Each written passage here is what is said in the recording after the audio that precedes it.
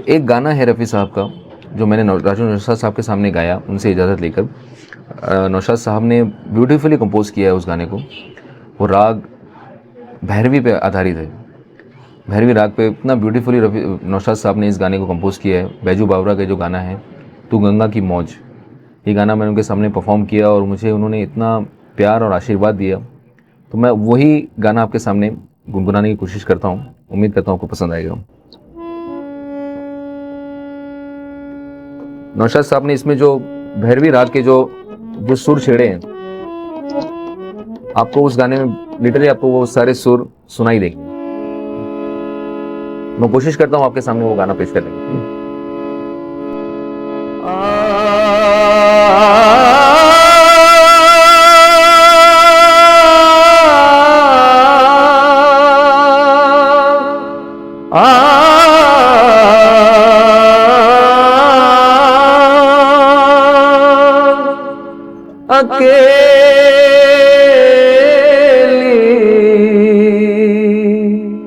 मत जइयो राधे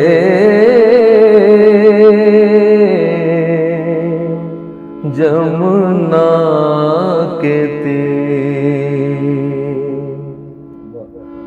हो जी हो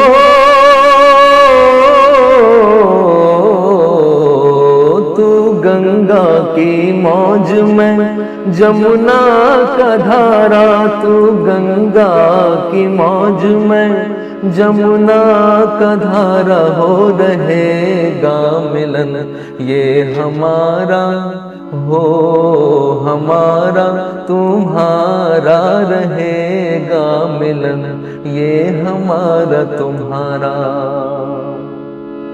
अगर तू है सागर तो मझधार मैं हूँ, मझधार मैं हूँ। तेरे दिल की कश्ती का पतवार मैं हूँ, पतवार मैं हूँ। चलेगी अकेले ना तुमसे ये नैया, न तुमसे ये नैया, मिलेगी ना मंजिल तुम्हें बिन खेवैया, तुम्हें बिन खेवैया। चले आओ जी, चले आओ जी, चले आओ मौजों का लेकर सहारा, हो रहेगा मिलन ये हमारा तुम्हारा। चाय अपने थर्मास में फुल कर लेके जाते थे रिकॉर्डिंग स्टूडियो में और सबके साथ शेयर करते थे। बहुत जिंदा दिल इंसान थे। उनकी सारी चीज़ें मैंने वहाँ पे देखी, उससे मुझे टच करने का मौका मिला और उनका जो प्रेजेंस है मुझे वहाँ पर महसूस हो रहा था। जिस तरीके से मैं वहाँ पर रफ़ी साहब की सारी चीज़ें देख रहा था, उसके थोड़े ही वक्त के बाद शाहिद रफ़ी साहब की आमद हुई। वो रूम में एंटर किए और पहले तो वो इतने, मैं आपको बताऊँ, रफ़ी साहब और शाहिद रफ़ी के अंदर एक चीज़ कॉमन है। जो रफ़ी साहब की जो तरबियत है, उन्होंने अपने हर बच्चों के साथ अपनी तरबियत बांटी है। रफ़ी साहब जिस तरीके से जिंदा दिल इंसान थे, एकदम डाउन टू अर्थ थे, बहुत हम्बल इंसान थे, वही सीख और वही तरबियत उन्होंने अपने बच्चों को भी दी है। जिस तरीके से शाहिद रफ़ी साहब अंदर एंटर किया और उन्होंने जो वार्मली मुझे वेलकम किया, जिस तरीके से उन्होंने मुझे वेलकम किया, मुझे हक किया और जिस तरीके से उन्होंने मेरा मतलब जो बोलते ना एक इस्तकबाल किया, मुझे इतनी खुशी हुई कि मैं आपको बता नहीं सकता हूँ कि मैं रफ़ी साहब के फर्जंद के साथ गले मिल रहा था। ऐसा लग रहा था कि रफ़ी साहब को कहीं ना कहीं मैंने रफ़ी साहब को टच कर लिया है, क्योंकि हम बचपन से रफ़ी साहब को सुनते आ रहे हैं। उनका एक हमेशा से ख्वाब था कि रफ़ी साहब को हम तो कभी मिल नहीं पाए, लेकिन कहीं ना कहीं उनके जो फैमिली मेम्बर्स हैं, उनसे रिलेटेड जो लोग हैं, अगर हम उनसे भी मिल लेते तो हमें ऐसा लगता है कि हम रफ़ी साहब के कुछ ना कुछ रूबरू हो गए, रफ़ी साहब के हम सामने हैं, उनको महसूस कर पा रहे हैं। तो रफ़ी साहब के जो फर्जंद है शाहिद रफ़ी साहब रूम में आए और मेरे पास बैठे। फिर मैंने उनसे कहा कि सर मुझे आपका ना थोड़ा 10 मिनट के लिए इंटरव्यू चाहिए आपको। हालांकि मैं आपको बताऊं फ्रैंकली स्पीकिंग, मैं ये सोचकर नहीं गया था कि मैं उनका कुछ इंटरव्यू लूँगा या फिर उनसे कुछ बातचीत करूँगा। मेरी एक थिंकिंग ऐसी थी कि मैं रफ़ी साहब से घर पर जा रहा हूँ, जिस तरीके से मैं पिछले 2 दफ़ा जो जा चुका था मैं, उसी तरीके से मैं तीसरी बार जब गया था तो मैं सिर्फ शाहिद रफ़ी साहब से मिलने के लिए गया था। लेकिन उसी वक्त मेरे दिमाग में एक ख्याल आया कि नहीं, क्यों ना इस मोमेंट को, इस लम्हे को कैप्चर कर लिया जाए तो मेरे दिमाग में ये आया कि रफ़ी साहब के जो फर्जंद थे शाहिद रफ़ी साहब से मैं रफ़ी साहब की कुछ बातें सुन लूँ जो मुझे भी नहीं पता है, या आप जैसे जो रफ़ी साहब के जो पूरे दुनिया भर में जो दीवाने हैं वो आप लोगों को पता नहीं है, तो वो कुछ बातें उस वीडियो में निकल कर आएगी शाहिद रफ़ी साहब के ज़रिए। और वो वैसा ही हुआ। वो आए, मुझे उन्होंने इजाज़त दी कि हाँ बिल्कुल मेरे पास वक्त है, तुम बिल्कुल जितना टाइम लेना चाहते हो ले, और उतना टाइम लेकर आप मुझे जितनी बातें आपसे मुझे पूछनी है पूछ सकते हो। तो वो मौका मुझे मिला, और जिस तरीके से रफ़ी साहब के मैंने धीरे धीरे मैं बिल्कुल भी प्रिपेयर नहीं था उसके लिए, मैंने कोई तैयारी नहीं की थी, ना मैं कुछ सोच कर गया था कि मैं क्या बात करूँगा। बस वो स्पॉन्टेनियस जो उस वक्त जो मेरे दिमाग में आता जा रहा था, मेरे दिमाग में जो हो सकता है शायद बचपन में दिमाग के किसी कोने में जो रफ़ी साहब के बारे में कुछ पूछने की जो क्यूरियोसिटी जो होगी वो शायद उस दिन निकल आई वो। और मैंने ऑन द स्पॉट जो दिमाग में जो मेरी बातें आती गई, मैंने रफ़ी साहब के जो फर्जंद है शाहिद रफ़ी साहब से पूछा, और कुछ बातें तो उन्होंने इतनी प्यारी और इतनी खूबसूरत बातें बताई कि जो हम सबको बिल्कुल, आई होप कि आप सबको भी पता नहीं होगी। जैसे रफ़ी साहब अपने बच्चों के साथ कैसे ट्रीट करते थे। मैंने एक सवाल उनसे पूछा था कि रफ़ी साहब जो फिल्मी दुनिया में जो पूरी दुनिया उनको पूछती है, आज उनकी पूरी दुनिया में उनका दीवाना, उनके दीवाने हैं, उनकी आवाज़ के दीवाने हैं। तो रफ़ी साहब का एक फिल्मी दुनिया से हटकर घर पे कैसा रोल था, मतलब एज एन आर्टिस्ट और एज अ फादर उनकी इमेज क्या थी। क्योंकि ये बहुत इंपॉर्टेंट सवाल मेरे लिए इसलिए था क्योंकि ये बात शाहिद रफ़ी और उनके जो जितने भी उनके जो बेटे हैं या उनकी बेटियां हैं, उनसे बेहतर कोई नहीं जान सकता ये चीज़ कि रफ़ी साहब की जो एज अ फादर क्या इमेज थी। तो उन्होंने ये मुझे बताया कि रफ़ी साहब घर पर बिल्कुल जब आते थे तो वो ऐसा लगता नहीं था, हमने कभी महसूस ही नहीं किया कि रफ़ी साहब हमारे जो अब्बा हैं वो इतने बड़े इंसान, इतने बड़े कलाकार हैं। हमें बड़े होने के बाद, उनके इंतकाल के बाद समझ में आया कि हमारे जो अब्बा थे वो कितने बड़े आर्टिस्ट थे।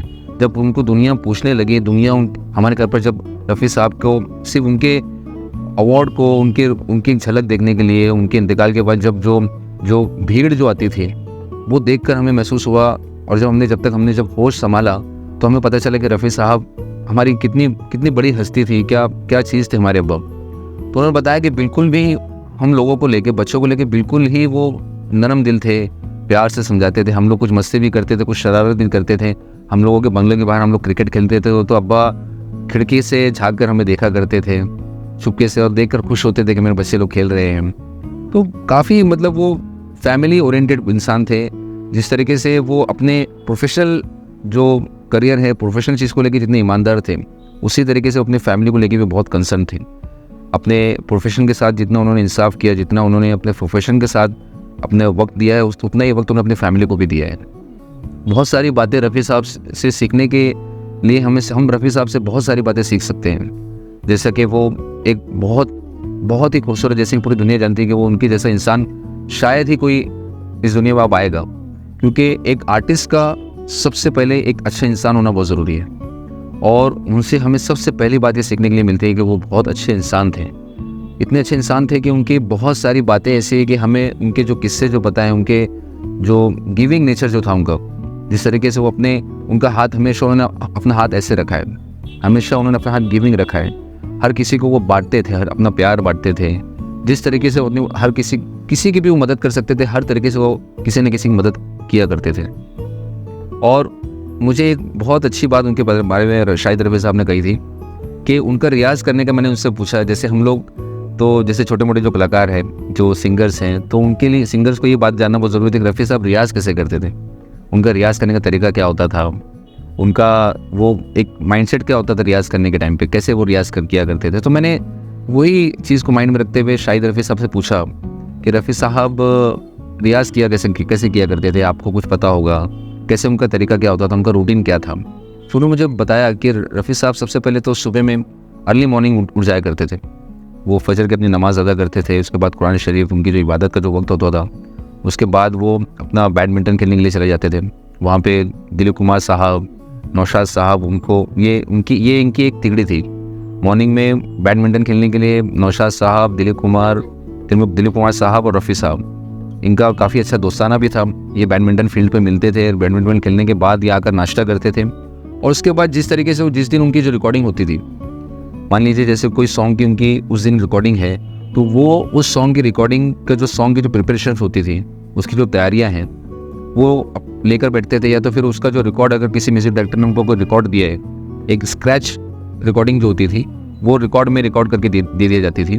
तो रफ़ी साहब वो रिकॉर्ड के अंदर स्क्रैच रिकॉर्डिंग सुनते थे, उसको याद करते थे। और कभी कभी तो उनका एक तरीका ऐसा भी मुझे मालूम पड़ा कि वो अपना, उनका एक गार्डन एरिया था, उनकी एक चेयर वहाँ पे होती थी। रफ़ी साहब अपनी चेयर पे बैठ के बिल्कुल, मतलब मान लीजिए कि एकदम जो फुर्सत में इंसान ऐसे सोचता रहता है ना, ऐसे हाथ रख के, एक पैर के ऊपर पैर रखकर, वो अपने माइंड में बिल्कुल खामोशी से कोई सॉन्ग याद करते रहते थे। और उस वक्त अगर, जैसे कि शाहिद रफ़ी ने मुझे बताया कि उस वक्त अगर हम लोगों ने रब्बा को डिस्टर्ब कर दिया तो वो बिल्कुल, वो बोलते थे कि नहीं। पहली बात तो हमारी अम्मी उनके पास बिल्कुल आसपास भी जाने नहीं देती थी। जब अब्बा ऐसे कुछ साइलेंट मोड पे गार्डन में अपने कुछ अपनी ही धुन में, अपने ही रियाज में, वो माइंड में रियाज़ किया करते थे। कभी कभी कोई गाने की रिकॉर्डिंग, जैसे जिस दिन है, वो गाने को दिमाग में याद करके वो अपने दिमाग में ही, वो उनका जो एक स्ट्रैटेजी जो होती थी कोई सॉन्ग को लेके कि किस तरीके से वो सॉन्ग को एक्सप्रेस करेंगे। तो ये बहुत सारी बारीकियां हैं। एक हमें तो मतलब जितना हम सीख सकते हैं रफ़ी साहब से उतना कम है। प्रोफेशनलिज्म क्या होता है, प्लेबैक सिंगिंग क्या होती है, मैं समझता हूँ कि प्लेबैक सिंगिंग को जो अगर कोई सिंगर डिफ़ाइन करता है तो वह रफ़ी साहब। दोस्तों, ये सारी बातें बताने का मकसद ये है कि रफ़ी साहब की अगर हमने एक क्वालिटी भी अगर हमने अडॉप्ट की, जैसे उनकी जो इंसानियत की जो क्वालिटी थी, अगर हमने अपनी निजी ज़िंदगी में अगर वो चीज़ अपनाई तो हम बेहतर इंसान बन सकते हैं। रफ़ी साहब की इंसानियत के बारे में तो कई सारी एग्जांपल्स आपको बहुत सारी उनकी कहानियाँ पता होगी, उनकी इंसानियत के किस्से तो इतने सारे हैं कि आपको क्या बताऊँ मैं। लेकिन हम सिर्फ उनसे ये चीज़, छोटी सी चीज़ अगर हम सीख लें तो हमारी ज़िंदगी बहुत बेहतर बन सकती है। मुझे रफ़ी साहब के बारे में कुछ बातें नौशाद साहब के घर पर जाने का मुझे मौका मिला था। जिस दिन मैं रफ़ी साहब के घर पे गया था, उसके कुछ ही लम्हे के बाद मुझे मौका मिला कि मैं नौशाद साहब के घर पे जाऊँ। तो वहाँ पर नौशाद साहब के जो फर्जंद हैं, राजू नौशाद, उन्होंने भी काफ़ी सारी बातें नौशाद साहब के बारे में, रफ़ी साहब के बारे में मुझे बताई। जैसे रफ़ी साहब रिकॉर्डिंग जब होती थी तो रिहर्सल्स कैसे होती थी नौशाद साहब के घर पर। उनका सिटिंग जो रूम था, मैं वो सिटिंग रूम में बैठा हुआ था। मैंने लिटरली वो चीज़ महसूस की कि जो लेजेंड्स जो थे, नौशाद साहब हो गए, शकील बदायूनी, हम वो एक फ़ोटो भी इंटरनेट पे काफ़ी फेमस फ़ोटो है, नौशाद साहब और रफ़ी साहब रिहर्सल्स कर रहे हैं। नौशाद साहब हारमोनियम बजा रहे हैं और रफ़ी साहब कुछ एक डायरी लेकर अपना कोई सॉन्ग गा रहे हैं।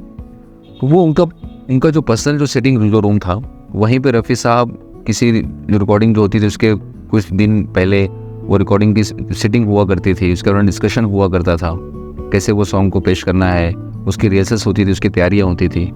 तो बहुत सारी बातें हैं रफ़ी साहब के बारे में। और जिस तरीके से पूरी दुनिया में जो मुहिम चल रही है अभी रफ़ी साहब को भारत रत्न दिलाने के लिए, मैं तो ये समझता हूँ कि रफ़ी साहब भारत रत्न से ज़्यादा वो विश्व रत्न है।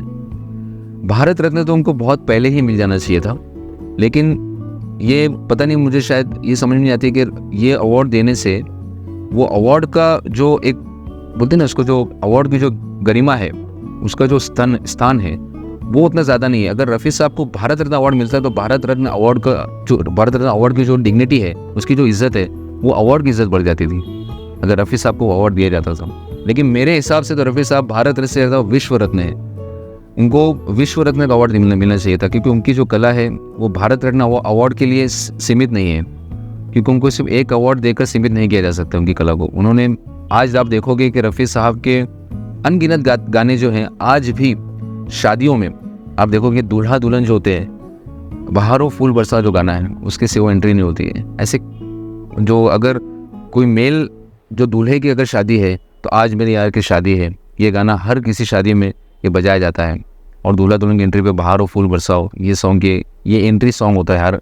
तो ऐसी बहुत सारी चीज़ें रफ़ी साहब ने मतलब अपनी कला के ज़रिए, अपने संगीत की कला के ज़रिए बहुत सारी खिदमत भी पेश की है, अपनी मतलब इंडस्ट्री को इतना खजाना दिया है उन्होंने। तो उनके लिए भारत रत्न अवार्ड तो बहुत छोटी चीज़ है, लेकिन उसके लिए जो मुहिम चल रही है, आप हमारे जो डिस्क्रिप्शन है, आप उसमें बायो में जाके आप लिंक देख सकते हो, उस पर वेबसाइट पे आप जाके विज़िट कर सकते हो। वहाँ पे आप अपना वोट दीजिए ताकि रफ़ी साहब को 24 दिसंबर उनको ये भारत रत्न अवार्ड, हम कोशिश तो कर रहे हैं, हमसे कोशिश ही कर सकते हैं कि रफ़ी साहब को 24 दिसंबर को ये अवार्ड मिले हैं और गवर्नमेंट की तरफ से उनको बाइज़्ज़त, मतलब ये अवार्ड बिल्कुल वो हकदार हैं। हम सब जानते हैं ये चीज़, तो मेरे ख्याल से इसमें कोई डाउट ही नहीं इसके अंदर। तो रफ़ी साहब इस अवार्ड के पूरे हकदार हैं और हम जितनी कोशिश कर सकें उनको वोट देकर ये चीज़ को हम प्रोमोट करते हैं और हम भी इस मुहिम के साथ जुड़ते हैं। जो कैंपेन चल रहा है कि रफ़ी साहब को वोट फॉर भारत रत्न, रफ़ी साहब को जो भारत रत्न अवार्ड देने के लिए जो वोटिंग चल रही है जो, तो उसके लिए हम भी अपना कोई कंट्रीब्यूशन दे सकते हैं। तो आप बिल्कुल उस बायो लिंक पे जाइए, वेबसाइट पे विजिट कीजिए और अपना वोट पेश कीजिए। Thank you. कहाँ आवाज दे तुमको, कहाँ हो